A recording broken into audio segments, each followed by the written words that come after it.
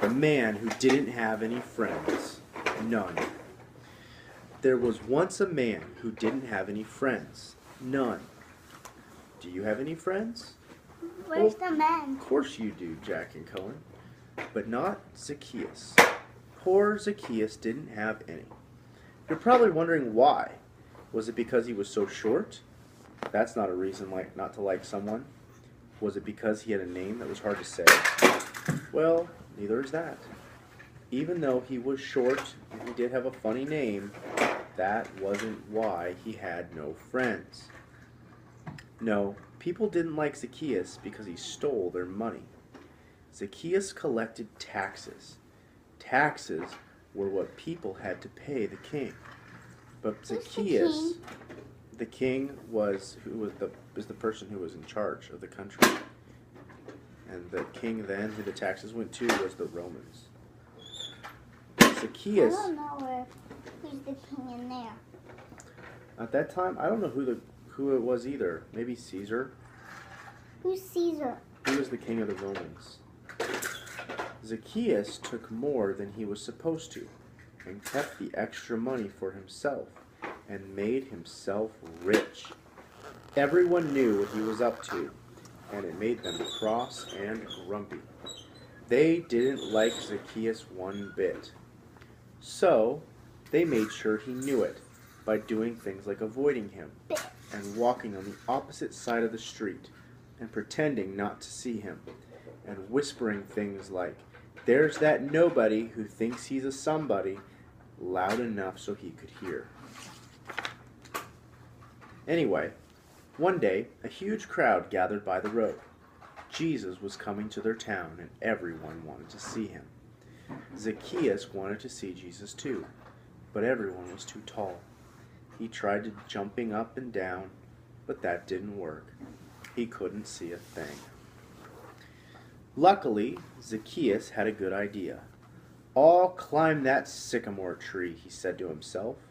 So he did. He was surprisingly good at climbing trees for a man who was so unusually short that he had to take a long flying leap just to get into the chair in the morning. What's in your mouth? Oh. Nothing. From the tree, Zacchaeus had the perfect view, all the way down the road. Another minute, and suddenly Jesus was at the tree. Jesus stopped. No, Elliot, don't do that. And looked up. Zacchaeus saw Jesus, and Jesus saw Zacchaeus.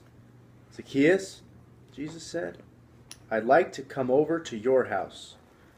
Zacchaeus almost fell out of the tree. Come over to his house, he thought. No one ever wanted to come anywhere near his house, let alone inside it. The people saw this, and, needless to say, it made them even crosser and grumpier than usual. They mumbled and murmured and muttered, "Why is Jesus being kind to that big sinner? Doesn't Jesus know about him?" Zacchaeus scrambled down and took Jesus to his house. He was in a big hurry because he didn't want Jesus to change his mind. Perhaps Jesus hadn't heard about him. Where's the word mind? Mind is right there, M-I-N-D. M-I-N-D. Perhaps Jesus didn't know about how he had been stealing, and how no one liked him, and how he didn't have any friends.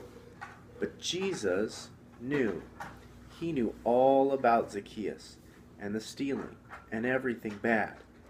And Jesus still loved him. Zacchaeus was ashamed. "Lord," he said, turning pale, "what I've done is wrong, but now I want to do the right thing. I will give the money back to everyone, 4 times what I stole." And that's just what he did. Jesus smiled. "My friend," he said, "today God has rescued you." Jesus loved Zacchaeus when nobody else did. He was Zacchaeus' friend, even when no one else was, because Jesus was showing people what God's love was like. His wonderful, never stopping, never giving up, unbreaking, always and forever love. Elliot, no. All right, Jackson, you can stop it.